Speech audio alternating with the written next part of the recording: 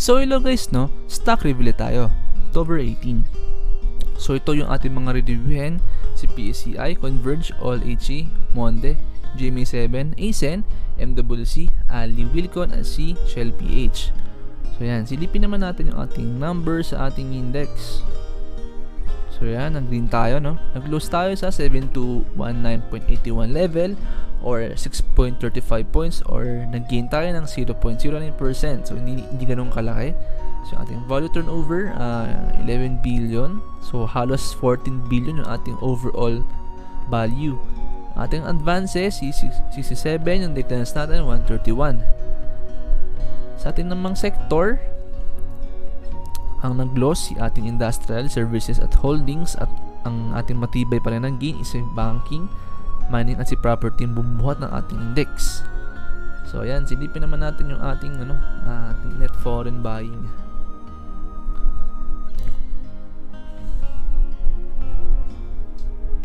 So ayan, tayo tayo may net foreign buying ngayong araw. So halos 3 days tayo kakaroon ng net foreign buying, So tayo 847 million. So overall halos 1.2 billion na yung ating net foreign buying. Sana bumalik na yung ating mga foreigners para gumanda na yung galaw ng ating market ngayong fourth quarter, kasabay din ng mga earnings.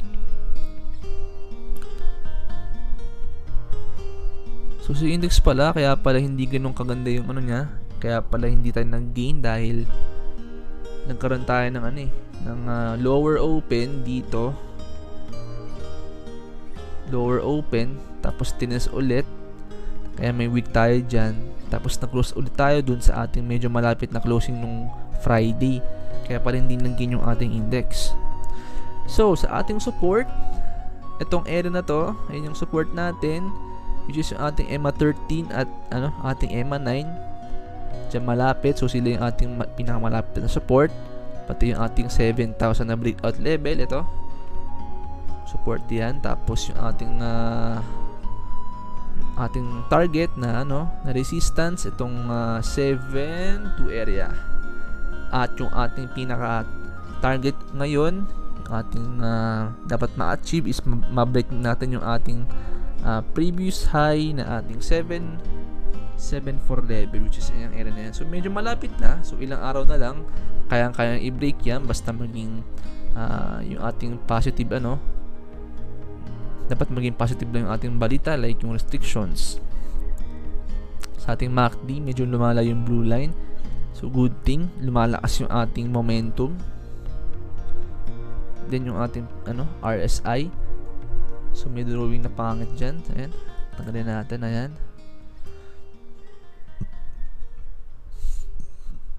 so kung itong area na yan is is 7-2 area, tapos ang pinaka-top natin ay yung ating tapos ito yung ating 7-4 area, ito yung 7-2. So may pa tayo, may malaking upside pa tayo. So possible kung ma-hit ulit natin to, baka yung ating index is umabot tayo ng bandang 7,800 to 8,000 level. So si PSCI, basta yung ating restrictions lang. So good thing yung ating news na lumuwag na sa level 3 yung ating restrictions sa NCR. So medyo kumpada na lumabas yung ating mga senior at yung mga bata. So pero bawal pa rin silang mag-dine in. Pero pati yung ating mga pag-open ng cinema, which is good dahil dahil mas maraming ng activities sa mga mall at sa mga establishment. So ayun yung kailangan ng ating index, yung movement ng mga tao ngayong Q4, yung ating catalyst para umangat yung ating market. So pati ating isa pang catalyst, yung ating COVID case. Check natin So kahapon na 81,000 yung ating case, is ngayon is 68. Medyo malaki yung binaba niya, So ngayon kahit may mga bagong case, mas malaki pa rin yung mga gumagaling, So dapat ipagpatuloy yung ating index para yung ating trend, ang ating COVID is bumalik tayo ng 5K 7-day or mas mababa pa na 1K or 2K na average na 7-day average natin. So ay yung kailangan ng ating index ulit ating restriction, pati yung COVID case na bumaba. Ayun. So kayang-kaya naman to itap basta lang hindi tayo magkakaroon ng ng negative news. So ayan si ating PSEI. Ating first stock si Converge,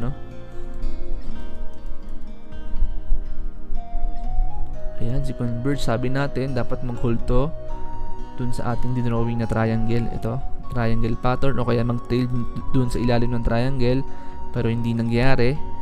So hindi na sustain yung EMA 50 natin. So tines agad ito, hindi matibay. So ngayon ang ating ang pinakamalalim natin itong area na ito. Ayan. So let's see kung mag-hold tayo dito, dahil massive yung pagbagsak niya. Kasi itong box na to, itong support na to is parang binutas na, ibig sabihin hindi ganun katibay, malakas pa rin yung sellers. So ang possible pinaka bottom natin ay yung ating gap area. Ayun, medyo malaking gap yan, dito.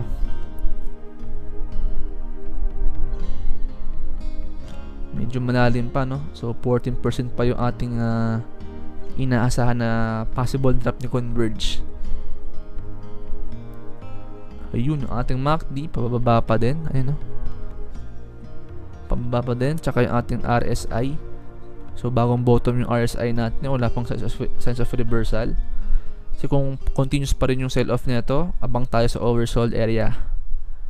Pati yun Ayun, possible siya mag-oversold dahil pag hindi mag-hold to bukas, possible i-fill yung gap dito. So, possible test din sa ating EMA 200. So wala pa tayong target. So ang pinaka support ay yung ating mga support areas, yung gap, itong area na to, consolidation area, ito, or yung ating kasi hindi na nabutas na yung ating EMA 100. So medyo hindi matibay yung ating EMA 100. So yan, dalawang support, itong area o kaya yung gap. And si Converge natin. So yung ating next stock si All-HE. So si All-HE, yung possible bounce niyan ay yung ating trendline na blue line. Kasi though pwede naman siyang gumawa ng support sa EMA 50 kung yung price is aapak bukas sa above ng EMA 50 natin at mag-trail sa EMA 50, or pwede niyang gayahin ito. So may possible din kasi siyang mag-trail sa medyo malalim na support, itong ating EMA 100. So yung ating target, medyo mahihirapan tayo sa ating 6 peso area. So hahanap muna tayo ng mga support level, which is yung ating, kung bukas kung mag-reverse din sa M50, kung dyan magti-trail nga, or yung ating blue line na trend line dito, ayan kung dyan mag-hold, or yung pinakamalalim nya, which is ilang beses tinest nung nakaraan, itong bottom nya, bago siya magkaroon ng uptrend, yung kanyang EMA 100, ito yung ating pinakamalalim na support sa ating MACD. So wala pa tayong reversal dahil continuous pa rin yung sell off. At yung ating RSI, ayun, so bigla lang itong tinagos tong area, wala. So medyo malalim yung abangan dito, ito yung abangan sa kanya. So ayun yung mga key support natin kay All-HE, kung paano para uptrend pa rin siya, siguro baka nagko-correct lang to. So kasi kapag na-break yung trend line at yung ating EMA 100, may possible magbago to ng trend. So yan si ating All-HE. So si ating next stock si Monde. Medyo nasira na yung upward channel ni Monde, So binabalikan na yung kanyang consolidation area, which is ito. So let's see kung mag-hold dyan, kung mag-hold dito, kung na ba yung pinaka-bottom, o kaya ito. So may support pa tayo dito, which is yung itong lower portion na area ng ating box, kung dyan yung magiging bottom. Kasi wala pa tayo kasi dire-diretso lang sa puro red candle, Tapos ang pinakamalalim support kay Monde, yung kanyang kanyang IPO price dito, IPO level. So, medyo malapit na, possible ma-hit dahil ang taas pa rin ng ating net foreign selling no? 370 million, ang laki pa rin. So hindi pa rin pagod yung mga ating sellers, ayun no, pati yung ating MACD wala pang size of reversal. So naging masama lang yung move nito nung balita dun sa foreigners, yung natapos yung kanilang 3-month lock-up shares. So yun yung parang naging catalyst nito para magkaroon ng sell off. Sa RSI, so bagong bottom na naman. So kung hindi pa siya magkakaroon ng base dyan, oversold levels tayo maghihintay sa kay Monde, kasi mahirit din sumalo. So yun yung mga natin, basta hindi pa siya mag-establish ng base, mahirap mag-enter kay Monde at mahirap sumalo, kasi hindi pa natin alam kung saan yung pinaka-bottom nito yun ang lakas ng volume, selling volume pa rin. So yan si ating Monde. Yung ating next stock si GMA7. So si GMA7 medyo nagkakatotoo na yung ating TA dahil kakaroon siya ng retest dun sa ating trend line. So malapit din dun yung EMA 50. So yan, so nagkaroon nga ng week, so diyan nagba-bounce. So let's see kung kung matibay talaga tong EMA 50 natin at diyan mag-trail sa ating trend line. Kung dyan siya magte-trail, paakyat ulit tulad ng ginawa niya dito, EMA 50, nag-trail lang saglit tapos lumayo ulit. So baka gawin ulit niya, mag-trail malapit tapos lumayo agad, tapos ites ulit to. Kasi parang pag nabutas yung trend, possible magbago to ng trend for short term. Baka ites itong malalim na to kung patuloy yung sell off So let's see kung mag-hold tong trend line. So ating MACD ganun din, may mga nabibenta na. So wala pa tayong size of reversal sa ating MACD. Sa RSI natin, makakaalaman tayo ngayong week kung mag-hold dyan sa ating triangle at dyan mag-trail ulit sa loob ng ating triangle, or baka pwede naman gumawa siya ng mabutas yung ating triangle, bearish, gumawa ng bottom dito. So ayan yung ating mga possible play kay GMA hanggat yung earnings is medyo malayo-layo pa yung earnings. Pwedeng consume muna to dito sa ating dulo ng ating pennant, ating bullish pennant. So yan si GMA election play pa rin. Nandun pa rin yung election play dahil walang competition. So yan. So ating next stock si ASEN. So ating mga alpha medyo nagko-hold na sila. Yung mga umaakit ng araw-araw umaakit. Ayun. So si ASEN sumasalo sa kanyang EMA 50.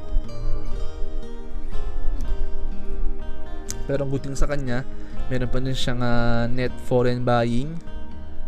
Ayun, dahil 4 straight candles na.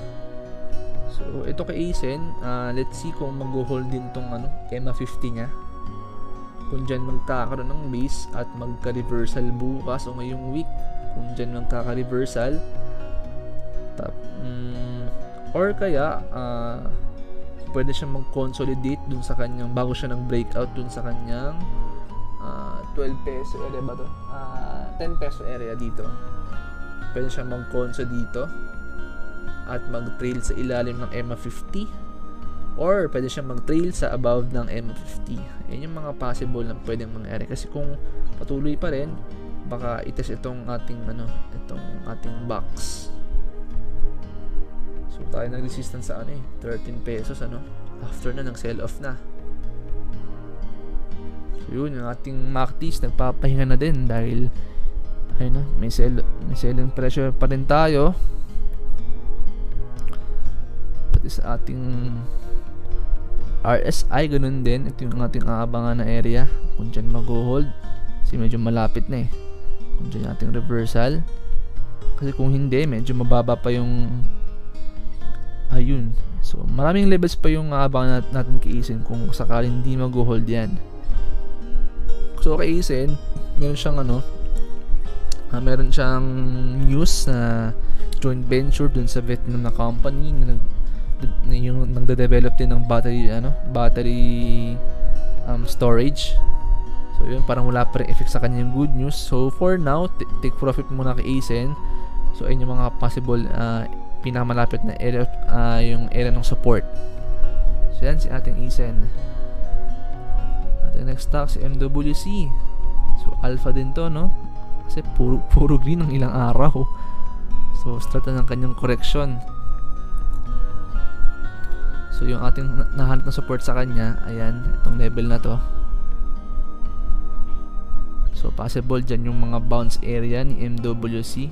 Doon na kumakapit pa rin yung kanyang kanyang EMA 9. Ayun, dahil may weak, BCB may sumasalo.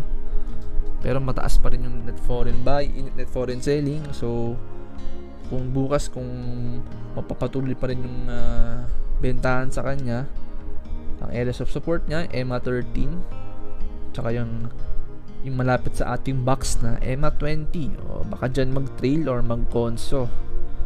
Yan pwedeng gawin o kaya baka gawin niya yung 3 white nets ba yun, yung tatlong red tas biglang magi-green. Ayun ang mga possible play nito. Tsaka yung kanyang MACD, medyo humihina na yung buying pressure. So kung patuloy pa rin yung paghina, possible mag-crossover to. So mga ilang araw pa yan.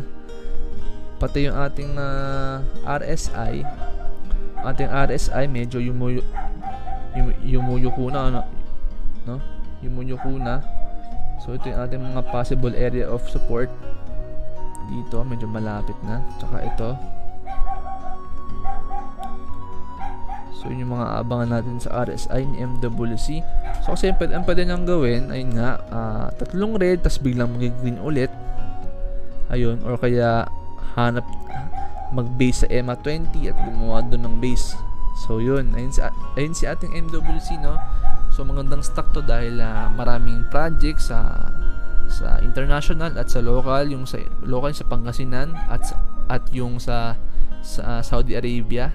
Nagkaroon sila ng kontrata na worth 7 to 8 billion ata. So yun si MWC natin. Ating next stock si Ali. So index mover din to, no? Sumasabay sa index. Index yung galaw niya. So ngayon ang ginawa niya is nauntog dito. Nauntog. So yung ating pinakamataas sa target sa kanya ay yung kanyang no?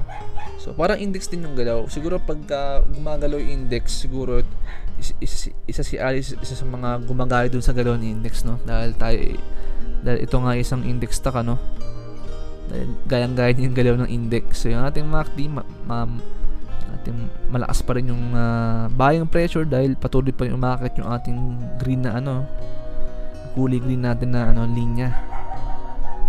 Tapos yung ating RSI overbought, pero pwede pa magkaroon ng extension dahil na-break na tong previous high niya.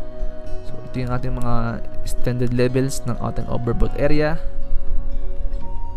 So kung magiging pero pwedeng gawin nito, gumawa ulit ng kung hindi kaya i-break yan, pwedeng kumonso ulit, or kumonso i-break out tas mas mataas yung console levels. Ayun yung pwedeng gawin ni ating Ali. So ang tamang play kay Ali, kung consolidation kayo bumili, o kaya conso at highs, o kaya buy on breakouts dito. So yan si Ali natin. Next stock natin si Wilcon. So si Wilcon after malis sa index, so pumangat din yung chart nito. So pero naman kung compare kay Monte tsaka kay Converge, hindi naman siya nag-drop siya, pero ngayon ang ginagawa niya is nang-trail siya dun sa kanyang upward channel. So sana masustain yung upward channel dito. Sana dyan mag-trail kasi nakaabang na yung ating isa pang support na ating EMA 50. So possible EMA 50, mag-trail lang ulit dun sa ating lower line ng ating channel. Kasi ito yung ating price is mag-consolidate muna. So magde-decide tayo ng ilang araw dito kung tayo ba i-break or trailing dun sa upper channel natin. So pa rin, ito pa rin yung ating target, yung kanyang previous na high. Then yung ating MACD din naman natin, mataas pa rin yung selling pressure. Ayan. So wala pa tayong signs ng reversal. Then yung ating RSI, so marami tayong key levels sa ating RSI, ano. So ito yung ating unang area. So marami tayong key areas bago tayo magkaroon ng maraming key areas ng support sa ating RSI. So possible nga mag-trail to sa EMA 50. So dito sa lower natin, mag-trail sa EMA 50 or mag-trail dun sa loob ng upper channel natin. So ayan si ating Wilcon. So basta pwede tayo mag-test buy dito, no, dahil trailing naman to kung ang possibility nito is mag-trail sa upper channel, o kaya kung di pa kayo sa support na yan, isang pinaka niya is yung EMA 50 dahil ilang beses siya ng bounce dun, no. Ito tsaka ito EMA 50. So yan ating last stock, si Shell PH. So yun, no, patuloy pa rin na tumataas yung crudo natin dahil sa recovery ng ekonomiya ng buong mundo. Pati sa ibang bansa is merong taglamig nga, kaya mas lumalakas yung demand ng gasolina. So si Shell PH, na pag-usapan natin ng mga ilang araw na review ko kay Shell PH is baka to i-retest. So ayun na nga nangyari ngayon. Retest na to at binreak out na, ayan, breakout dun sa kanyang previous high. So yung kanyang trend is dapat to breakdown tapos nagkaroon ng reversal dahil sa demand ng crudo. So ating ating support medyo malalim dahil tayo nagparabolic na. EMA 9, eto medyo malalim na. Kung kasi pwedeng play dito is breakout play, dito ang bilihan para i-test tong high. So yan, so sa mga nakabili ng breakout play, nice job sa inyo. So nag-breakout na yung ating Shell PH. So yung ating target sa kanya, yung possible na galawin pa nito, yung ating dalawang gap na nakita. Ito, may maliit na gap dyan. So possible i-fill niya yung gap dyan. I-fill niya yung gap. So pag na-fill na yan, so yung ating next target area, so gap din, ito pwedeng i-fill tong gap area. Tapos yung ating mga possible target kay Shell PH. So check natin yung ating MACD levels kay Shell PH. So malakas pa rin yung kanyang malakas pa rin yung momentum niya. Din yung ating RSI medyo nag-conso at highs yung kanyang RSI, nag-conso tapos binake out. Yung ating overshoot level, ito extended. So malapit na siyang observe natin kung dyan magkakaroon ng sell off. So ayun yung ating pinakamataas niya, possible mag sell off medyo kapag na-hit to, possible na yumuko kasi kung mataas pa rin yung demand ng crudo, possible tayong i-break out. So observe muna tayo kung ganun yung mangyayari.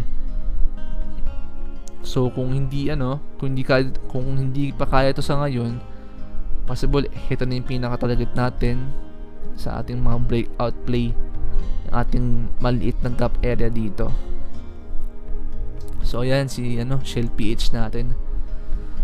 So yun guys, tapos din tayo, So mag-iingat tayo sa ating COVID-19. So sana nga lumog na yung ating restrictions para happy tayo ngayong 4th quarter. So sana yung ating COVID cases bumaba na. Yun nga, para mas maluwag na yung ating restriction. Mas more spending ng mga tao. So yun, lagi mag-iingat, Salamat ulit sa pakikinig at panonood. Bukas ulit guys. Thank you.